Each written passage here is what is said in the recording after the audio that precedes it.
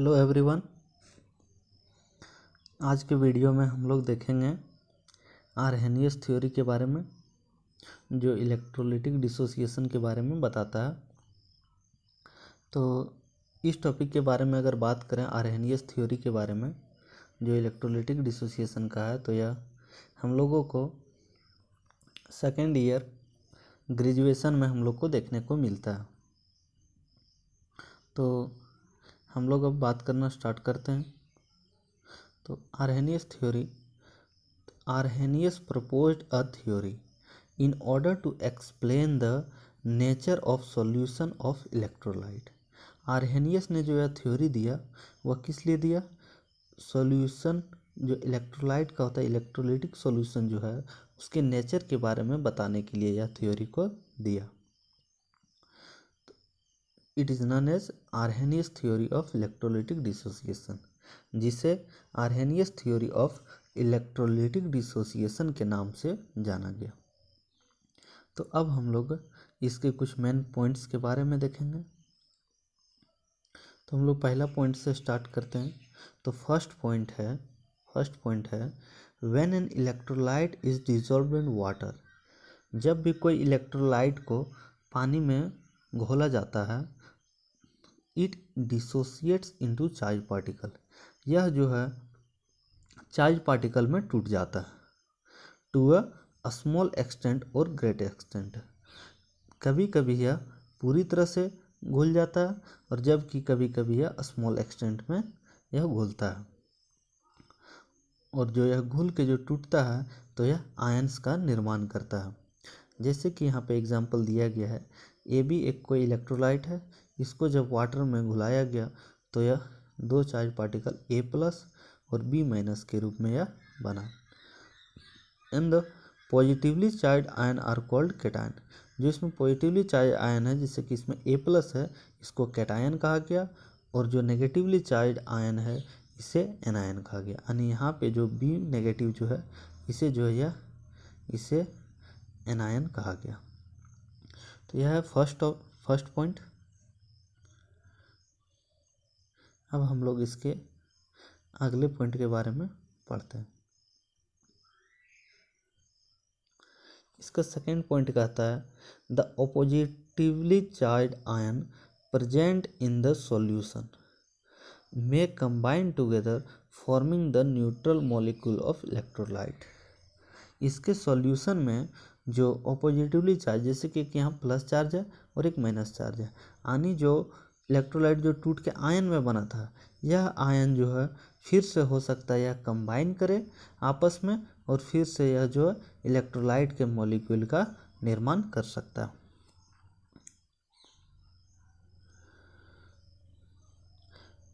Next third point कहता है after some time an equilibrium is stabilized between above two opposing process.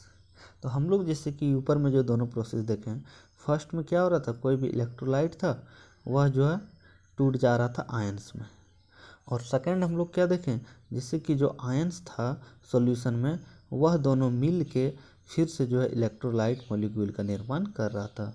तो इससे हम लोग को पता चला कि यह जो है कुछ देर के बाद आपस में इक्विलिब्रियम में आ जाते हैं। जैसे कि इलेक्ट्रोलाइट से यह आयन में चेंज होगा और आयन से यह इलेक्ट्रोलाइट में यह चेंज होते रहेगा।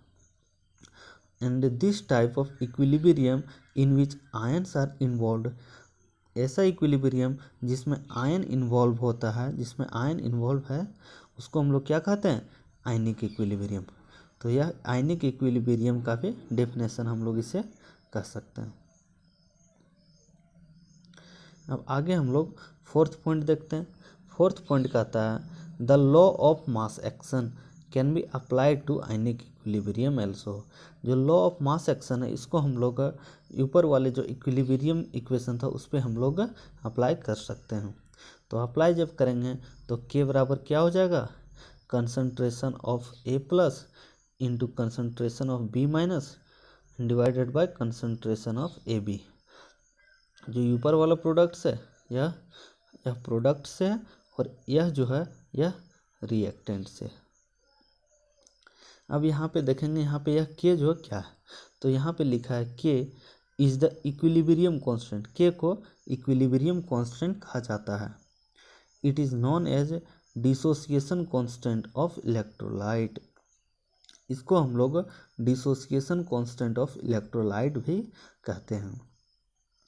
ग्रेटर द वैल्यू ऑफ के, the electrolyte will dissociate into ion in A greater extent and stronger will be the electrolyte. इसमें कहा गया कि के का मान जितना बड़ा होगा यह जो है आयंस में उतना ही ज़्यादा टूटेगा, या आयंस में उतना ही ज़्यादा टूटेगा, और इसका जो इलेक्ट्रोलाइट जो है वह उतना ही स्ट्रोंगर होगा। अब हम लोग इसके अगले पॉइंट की ओर बढ़ते, तो यहाँ पे इलेक्ट्रोलाइट के बारे में बताया गया कि यह जो है यह क्या होगा, यह स्ट्रोंगर होगा। तो हम लोग पहले इलेक्ट्रोलाइट स्ट्रोंगर हुआ, तो हम लोग अब पहले देख लेते हैं कि स्ट्रॉन्ग इलेक्ट्रोलाइट क्या होता है और वीक इलेक्ट्रोलाइट किसे कहते हैं। तो वीक इलेक्ट्रोलाइट क्या होता है, तो the electrolyte which dissociates only partially, वह इलेक्ट्रोलाइट जो सिर्फ थोड़ा पूरा जो होगा आयंस में टूटे, जो कंप्लीटली रूप से न टूटे, उसे हम लोग क्या कहेंगे, वीक इलेक्ट्रोलाइट। इसका मतलब जब हम लोग वीक इलेक्ट्रोलाइट को वाटर में डिजॉल्व करेंगे तो क्या होगा, यह पूरी तरह से नहीं टूटेगा, बल्कि यह पार्शियली टूटेगा। तो इसको हम लोग क्या कहेंगे, वीक इलेक्ट्रोलाइट। नेक्स्ट है स्ट्रॉन्ग इलेक्ट्रोलाइट। तो the electrolyte which dissociates almost completely when dissolve in water. जब हम लोग स्ट्रॉन्ग इलेक्ट्रोलाइट को वाटर में डिजॉल्व करेंगे तो यह कंप्लीटली आयंस में टूट जाएगा। तो इसको हम लोग क्या कहेंगे, स्ट्रॉन्ग इलेक्ट्रोलाइट्स। अब इसके लिए अब कौन सा वीक इलेक्ट्रोलाइट होगा और कौन सा स्ट्रॉन्ग इलेक्ट्रोलाइट, तो इसके लिए एक एप्रोप्रिएट बाउंड्री को बनाया गया कि किस हद तक टूटेगा तो हम लोग उसको वीक इलेक्ट्रोलाइट कहेंगे, और उस लेवल के पार जाएगा तो हम लोग स्ट्रॉन्ग इलेक्ट्रोलाइट कहेंगे। तो उसके लिए के का मान अगर 10⁻⁻² से ज़्यादा या फिर उसके बराबर हुआ तो उसके लिए उसके हम लोग क्या कहेंगे, स्ट्रॉन्ग इलेक्ट्रोलाइट। और अगर के का मान 10⁻² से कम आया तो उसको हम लोग क्या कहेंगे, वीक इलेक्ट्रोलाइट। अब हम लोग इसके अगले पॉइंट पे बढ़ेंगे। अगला पॉइंट कहता है the number of cations and anions in the aqueous solution of the electrolyte may be same और डिफरेंट। कोई भी इलेक्ट्रोलाइट को अगर हम लोग वाटर में डिजॉल्व करें तो हो सकता है कि नंबर ऑफ आयंस जो है, नंबर ऑफ कैटायन और नंबर ऑफ एनायन, यह जो है इक्वल भी हो सकता है और इक्वल नहीं भी हो सकता है। तो यहाँ पे कुछ एग्जांपल दिया हुआ है, जैसे कि सोडियम क्लोराइड। जब सोडियम क्लोराइड को हम लोग वाटर में जब डिजॉल्व करेंगे तो यह 1 mole of sodium ion and 1 mole of chlorine ion के रूप में यह टूट जाएगा। अगला एग्जांपल है CaCl2। इसको जब हम लोग वाटर में डिजॉल्व करेंगे तो यह 1 मोल कैल्शियम आयन में टूटेगा और 2 मोल क्लोरीन आयन में टूटेगा। अगला है AlCl3। इसको जब हम लोग वाटर में डिजॉल्व करेंगे तो यह 1 मोल एल्युमिनियम में टूटेगा और 3 मोल क्लोरीन में यह टूटेगा। अब और भी एग्जांपल ले लेते हैं। अगला एग्जांपल है मैग्नीशियम सल्फेट।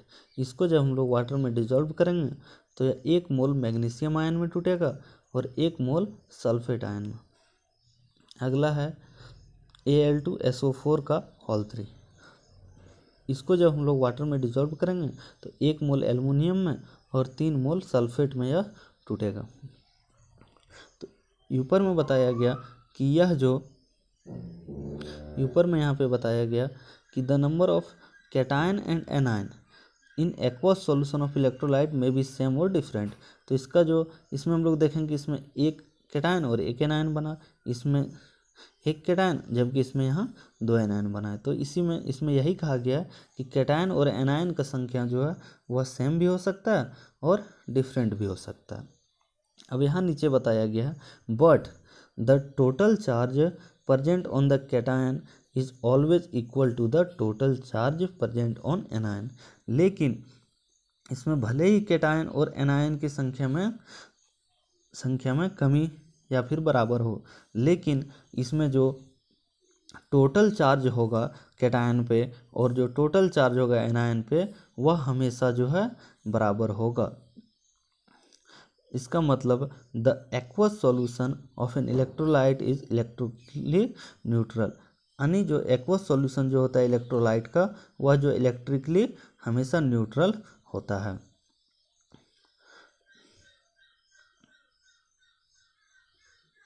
यहाँ पे जैसे कि दिखाया गया, यहाँ पे दिखाया गया